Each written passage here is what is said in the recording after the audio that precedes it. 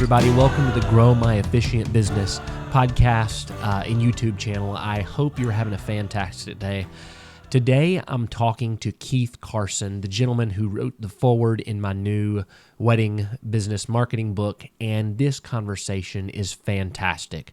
Don't miss out on this episode. This may be a two-parter, and if it is, keep on listening because the information you're going to hear is so valuable. He talks about marketing. He talks about business. He talks about the whole gamut of the wedding industry and being a wedding officiant.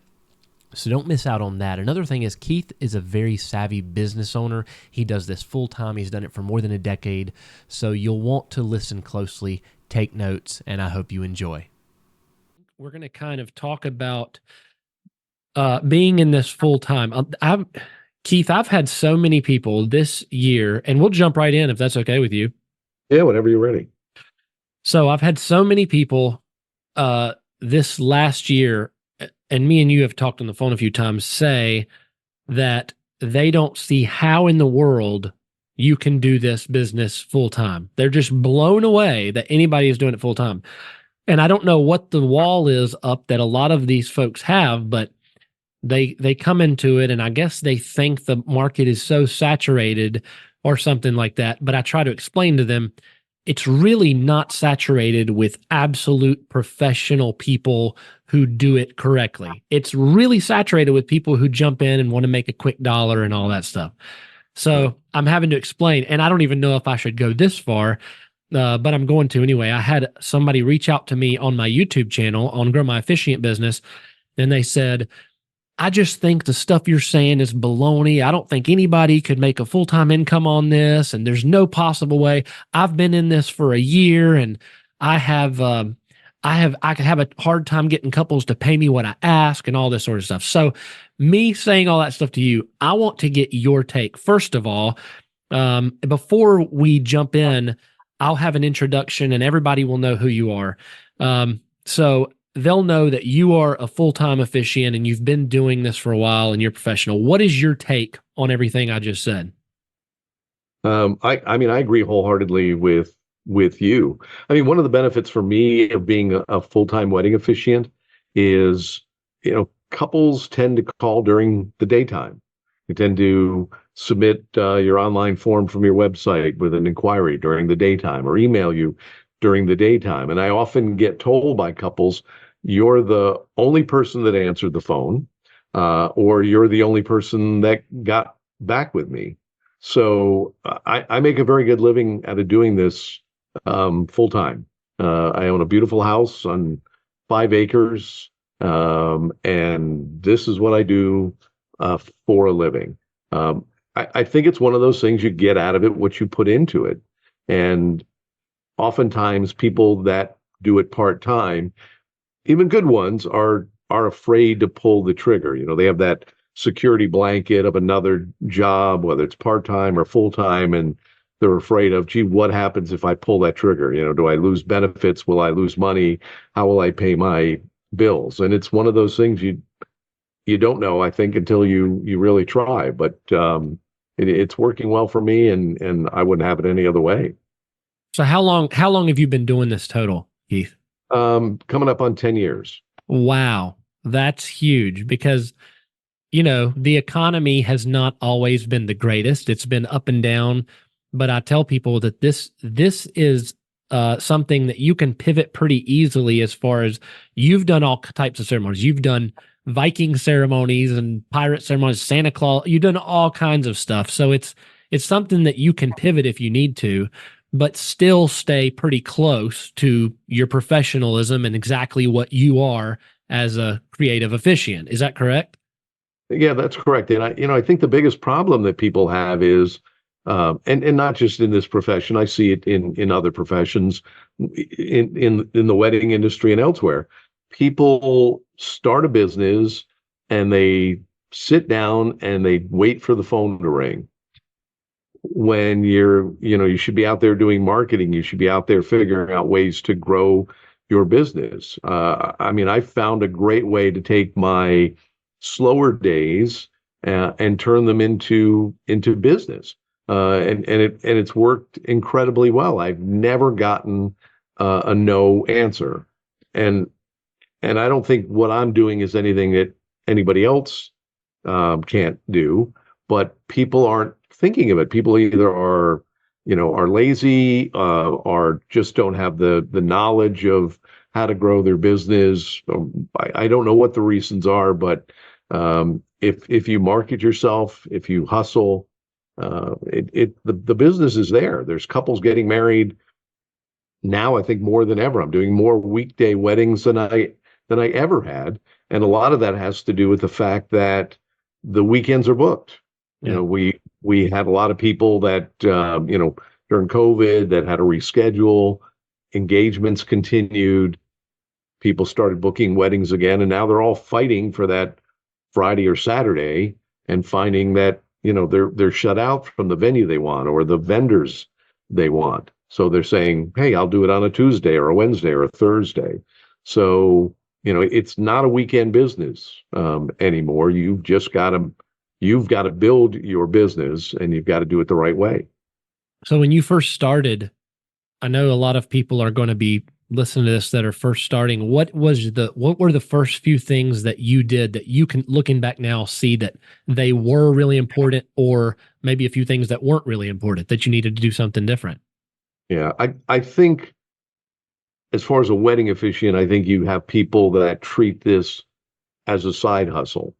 Yeah. And even if it is a side hustle, it's still a business, and you have to treat it like a business. So you can't wing it. You don't want to be lying on the gurney, being wheeled into the operating room, and have that surgeon ask for a scalpel, and the nurse hands it to him, and the doctor says, "Okay, now what do I need to do?"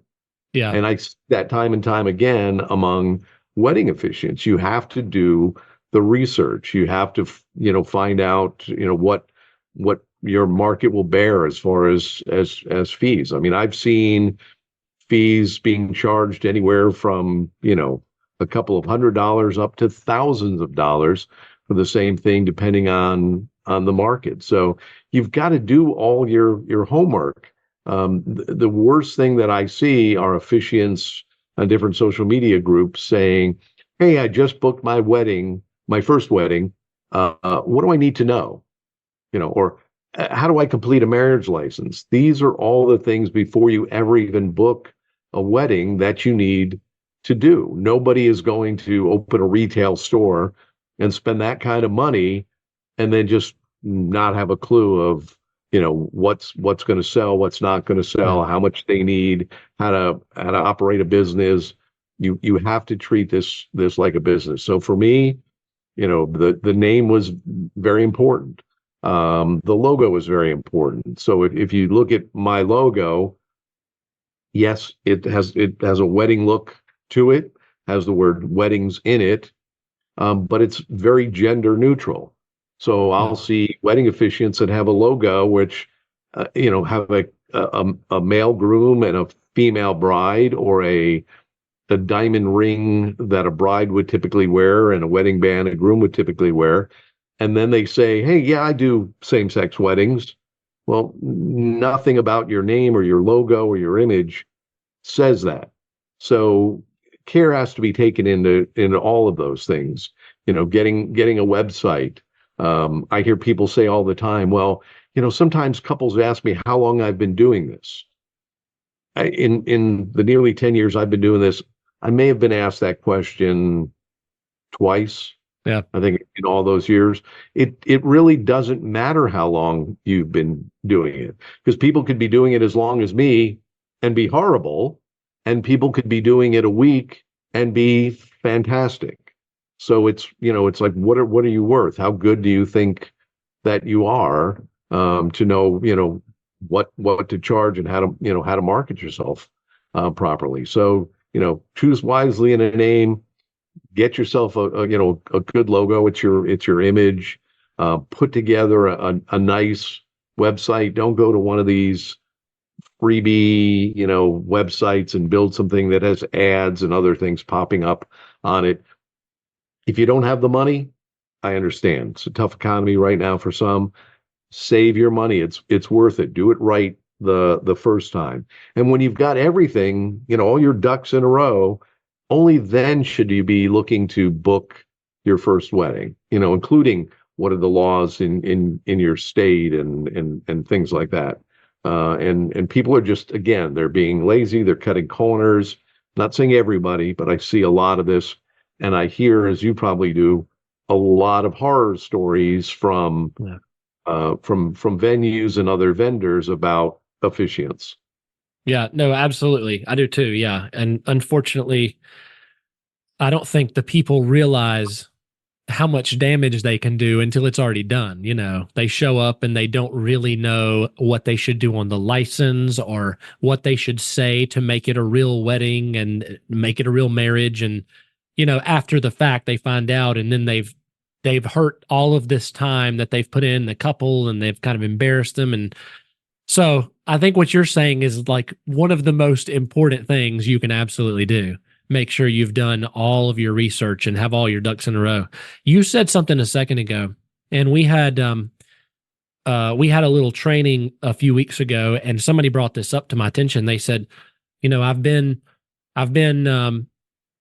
advertising, I've been doing my website, I've had all of this stuff out, and I just can't get couples to say yes to me.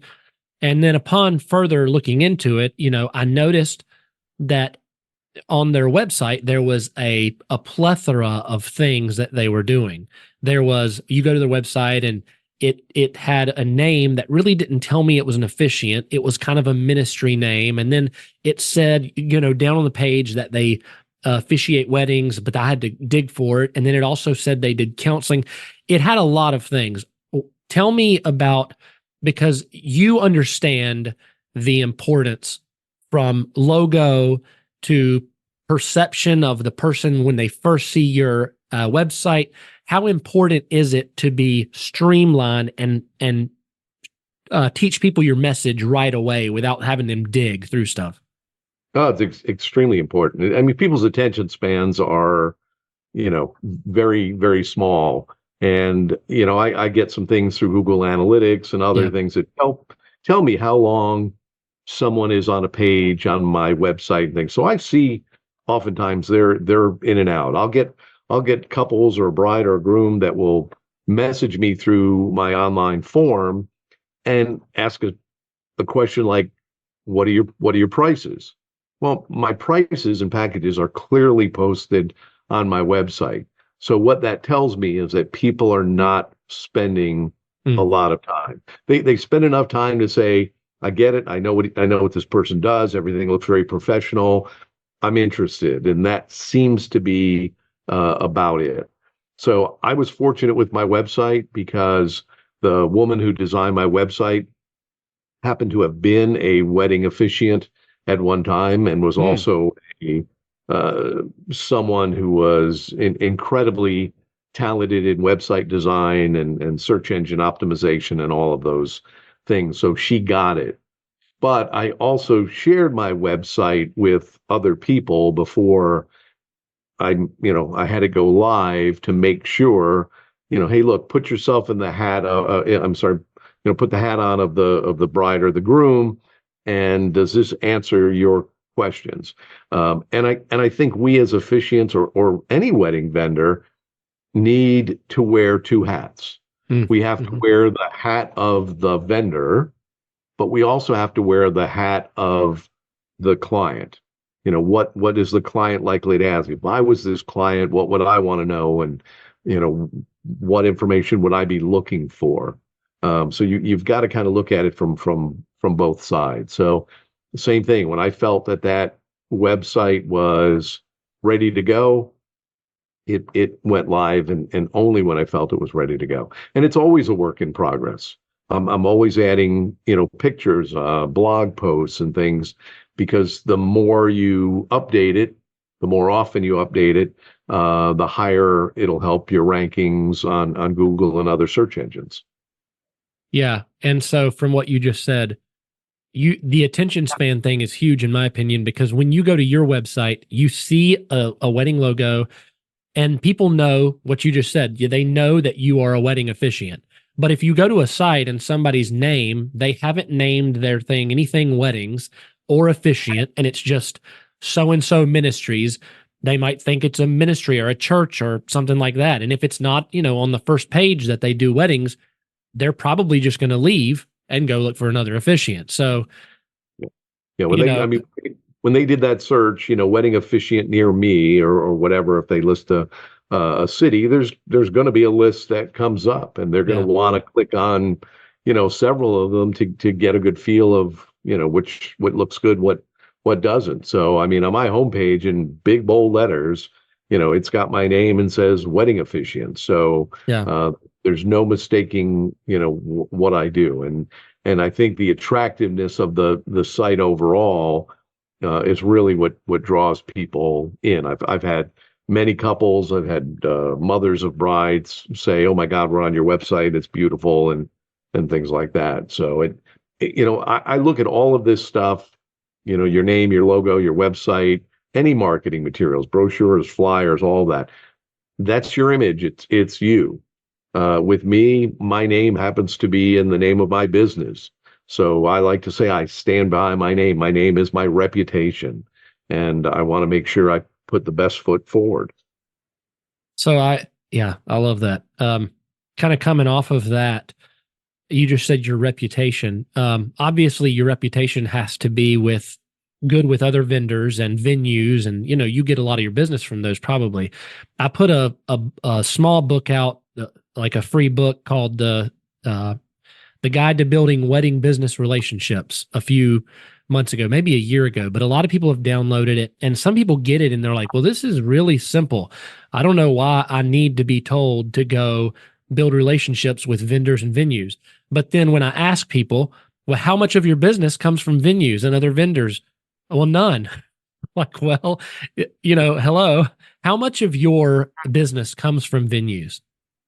Oh gosh, I probably from venues, probably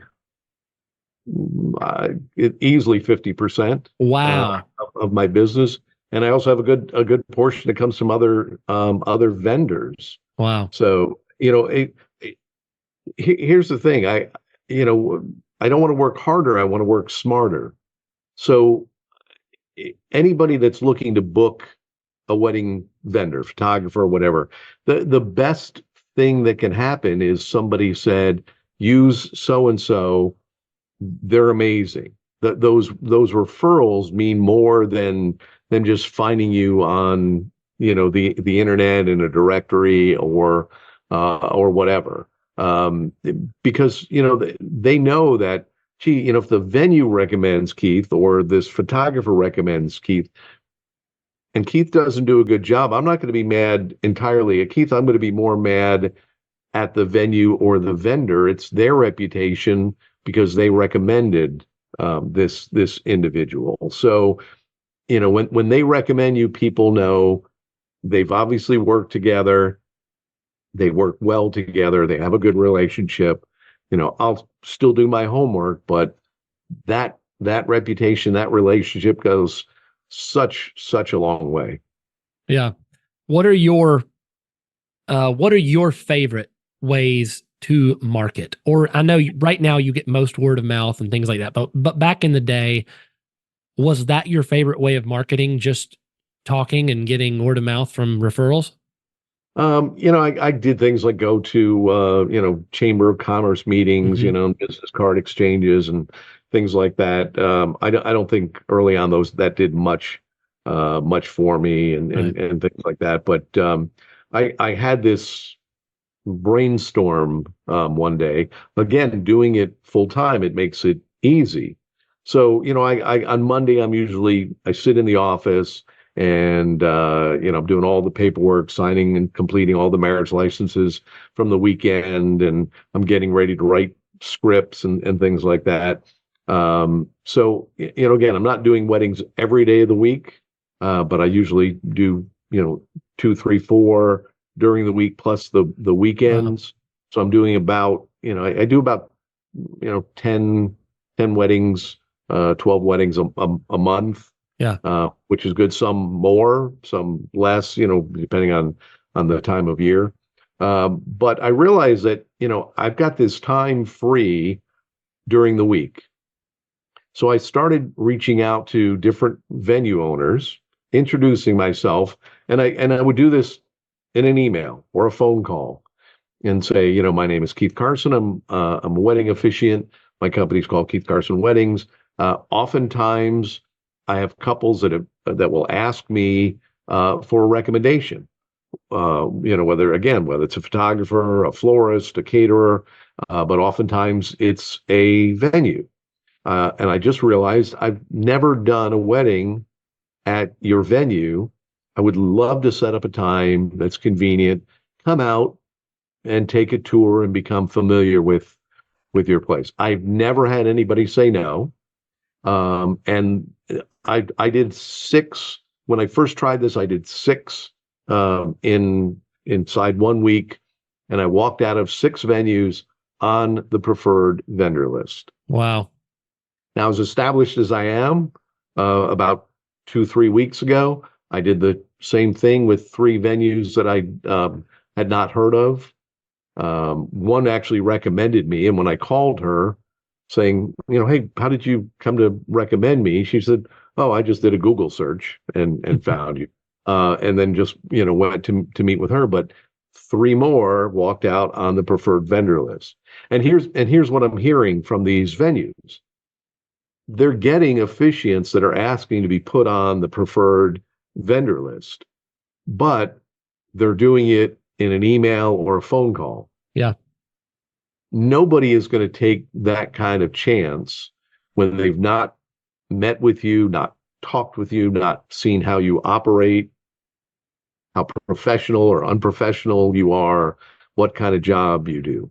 But by going there in person and bringing professional marketing materials, spending time with them, talking about how you operate, how you work with your couples, it's a complete different story. Yeah. So again, it goes back to you can't sit at home on the couch waiting for the phone to ring or an email to come in, asking about your services.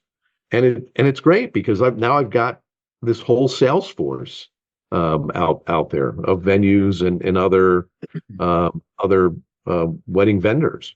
I recently made a marketing flyer which has a list of all the wedding venues that recommend me and all the wedding planners that recommend me. And it says something like, there's a reason that all these venues, all these wedding planners, as well as other wedding vendors like photographers and DJs recommend, Keith Carson Weddings.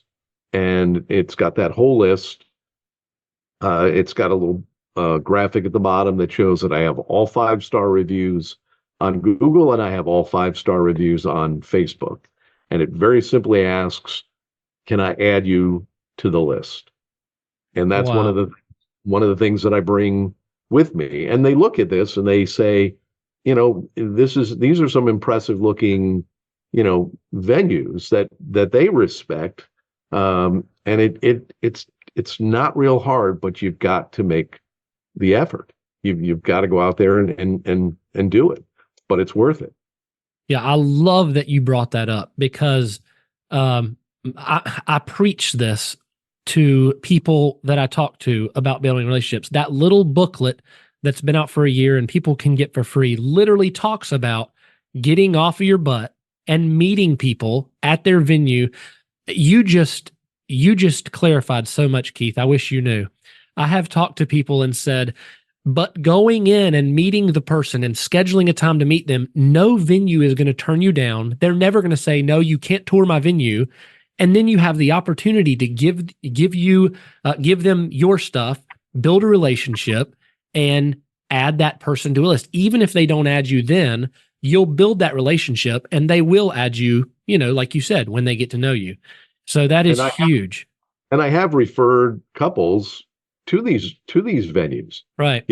And I'm not just talking about couples that have approached me. I'm talking about on like Facebook groups where couples are looking for different whatever. I'm looking for a DJ. I'm looking for a photographer. I'm looking for a venue.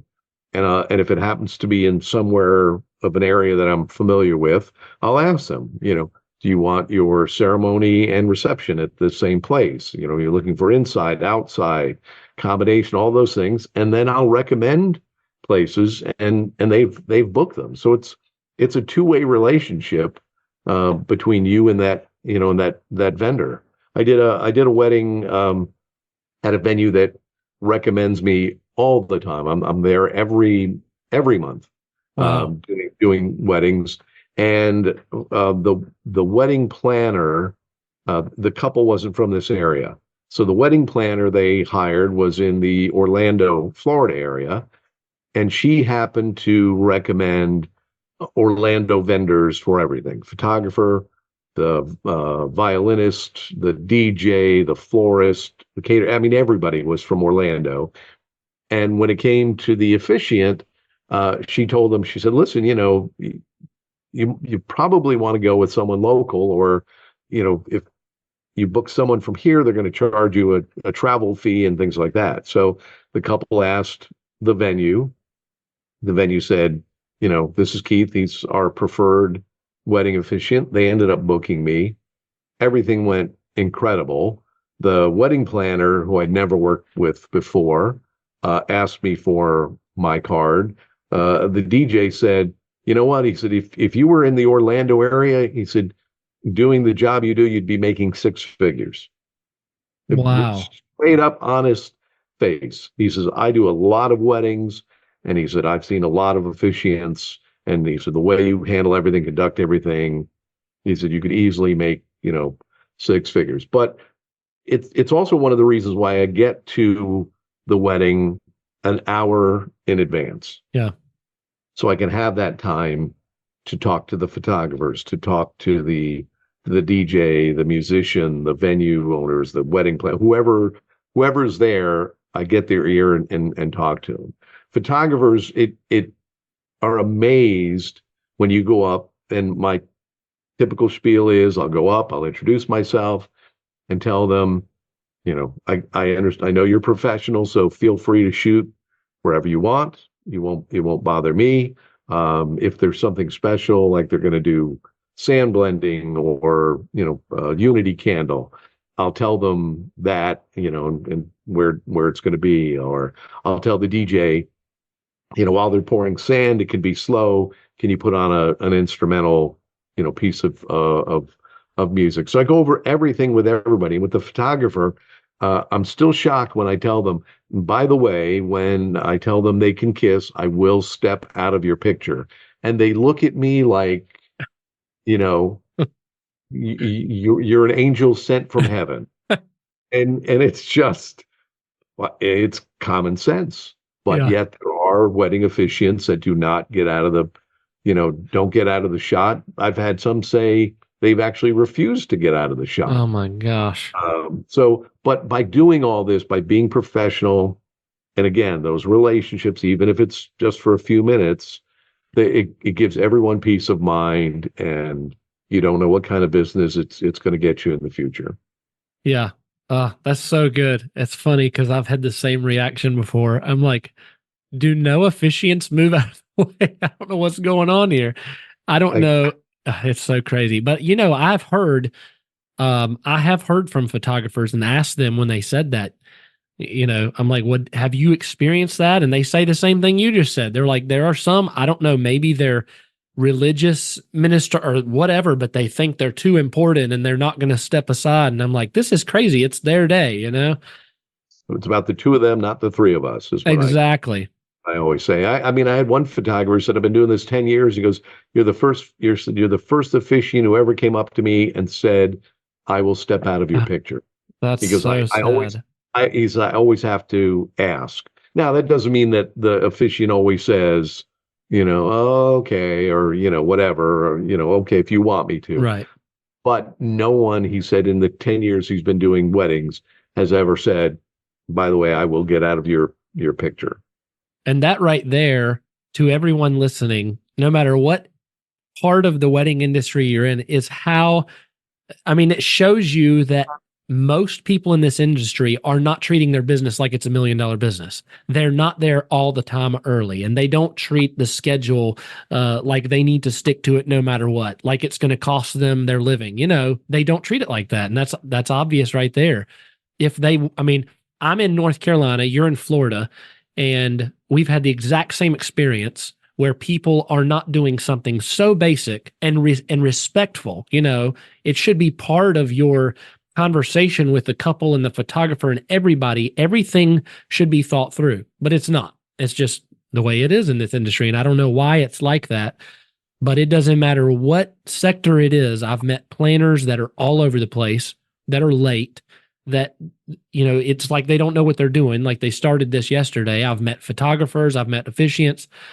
So it's so important, for the sake of the business of whoever's listening, I want you to get it in your head to treat it like that business that it could be. One thing that shocked me, and I didn't learn this until about 2 years ago, a year and a half ago.